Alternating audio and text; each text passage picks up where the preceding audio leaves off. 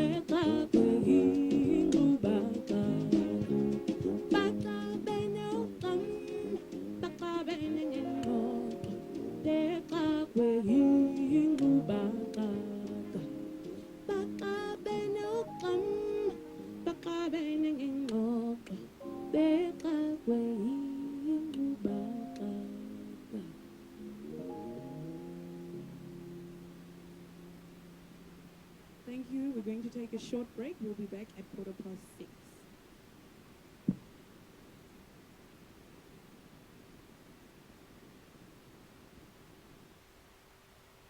Game-changing live performance, do remember to hashtag SBJOJ. It is the Standard Bank Joy of Jazz live billboard. coming to you live from the corner of William Nicol and Republic Road. Yes, you have seen around the city the presence of the Standard Bank Joy of Jazz as we get ready for the greatest of sounds. And the band, we will reconnect again with the band in the next 15 minutes as they take a break. In our OB van with us here, we have the founder, the father of the Joy of Jazz, Peter Tladi. I spoke to him a few years ago, but I'm one of those people who, I remember my uncles back in the day taking me to jazz by the river in Vereeniging. Welcome to 702 with Peter Tladi. How are you doing? Doing fine. You see where the Standard Bank Joy of Jazz is now. And can you just, how does it make you feel? Because each and every year, it just you guys continue to up the game. It makes me feel quite proud. Because every year we jump to another level. Indeed. We never stay. Like our sponsors things say, we're moving forward. Indeed. Always moving forward. Yeah. And moving forward, it means in a situation like this is that the people that support you, people mustn't get the bad idea that we are. Absolutely. Yeah, it's a group of people that make it possible that it grows. It's a show of unity that makes it grows. You know, it's the love of the arts that makes it grows. Beautiful, The beautiful. passion. And I've just been so moved, as I would imagine, while you were listening on the 702 app just now. Do remember that on the 702 app, as you've downloaded the 702 app, just click on the link where you see Standard Bank Joy of Jazz, and you just heard a performance by the Standard Bank National Youth Band with the conductor being Concord Nkabinde, speaking to the founder of the Joy of Jazz. You've just heard him saying it's about moving forward. I'd like to ask you, your partnership with Standard Bank, how long has it been? It's been 15 years, actually, to be exact. It's been 15 years because we started the State Theatre first, second year, and then the third year they joined in. Wow. Yeah. And from moving from Newtown, I mean, I remember when last year when Diane Reeves was performing, she talked about how she's been a part of it from the days in Newtown and now moving to the Sandton Convention Centre. Yeah. How have you seen audiences grow and change? The audiences always follow what they believe in and what they feel is good. Venues are not important to them, though they are important if it's closer to you. Okay, the Sandton people are lucky because they are closer now to the show than they were when it was in downtown. Yeah. But downtown was downtown. It had a feel of its own. But unfortunately, the logistics made it impossible to continue that because the festival grew and grew and grew. I mean, from when we started with 1,800 people, Wow. by the time we moved, we were clocking 25,000. So that's a big number. That is a huge number. And accommodating it in tents. Wow. So Sandton Convention Center doesn't have tents. Okay. Mr. Tladi, to just look into the lineup, how do you choose the lineup?